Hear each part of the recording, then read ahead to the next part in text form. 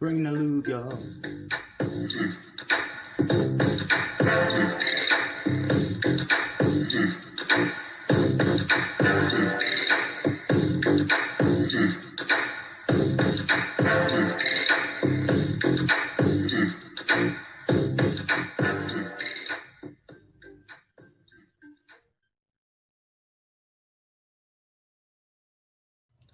Hey, good day and salute good peoples.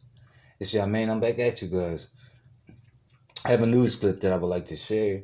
I came across it recently. But if you guys could first like the video for me, do that now. And if you aren't subscribed to my channel, please make sure you do so. I most appreciate it. So there's a Brooklyn family that's in perpetual mourning over a recent loss of a loved one. I believe she was like 37 years old, something like that. But it has to do with how they were to say their last goodbyes to her and the condition that the funeral home left them in. So there's going to be like a lawsuit and all these things concerning this shit. But this shit is like a nightmare. It's crazy. It's like a horror story. So here's a clip. Flowers and a photo of 37-year-old Regina Christoph. This was not the goodbye her family wanted. They hired McManus Funeral Home on Avenue N shortly after her death, June 24th, but asked for a funeral date 2 weeks later so family could fly in for the open casket memorial service. But the day of the funeral, her mom says Christoph was so unrecognizable the casket was removed. It was very decomposed. It was a bad stench. Her dress was filthy. They put a whole bunch of makeup all over the white dress. They had a garbage bag around her neck, a black one.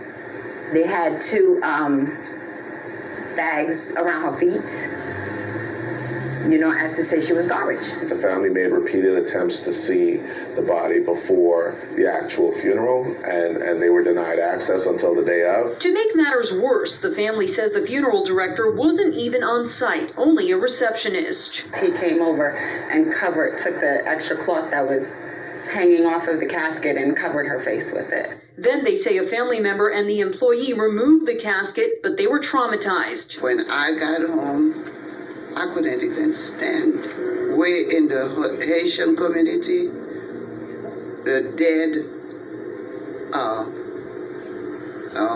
is sacred. The medical examiner tells us Christoph's body was picked up June 24th and ready for release the next day.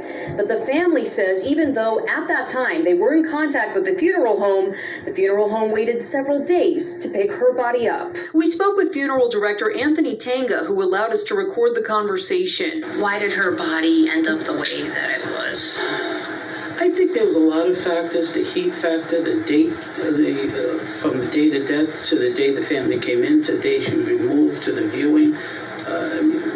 It was days and days. Was there any lapse in communication among your staff? No, she was embalmed, she was refrigerated, kept in what's called a cold room. The Christoph family said they never received any apology. Through tears, Tanga had this message for Christoph's mother. I don't know what to tell you, but tell her I'll always pray, Father, love her. I want forgiveness first, and I need it. And if she doesn't give it to me, I'm fine with it. But am I sorry? For my heart, I'm sorry. Afterward, Tanga did walk across the street to apologize in person, but she declined to speak with him. The day of the funeral is when I tried to call him, and the receptionist, he went in the back to talk to him. And he came back. He said, Anthony doesn't know what I'm talking about. Attorney John Daly is not involved in this case, but says New York law gives families the right to respectfully say goodbye to a loved one. Once the body is in the custody of the funeral home, they need to pick it up immediately. He adds a family should have access to see the body whenever they want to. But for Christoph's family, their last images of her haunt them.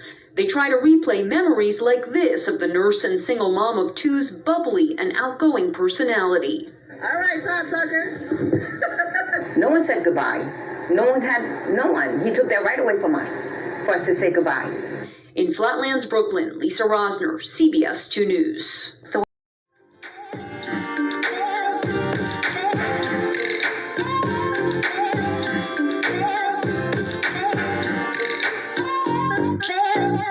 Farewell.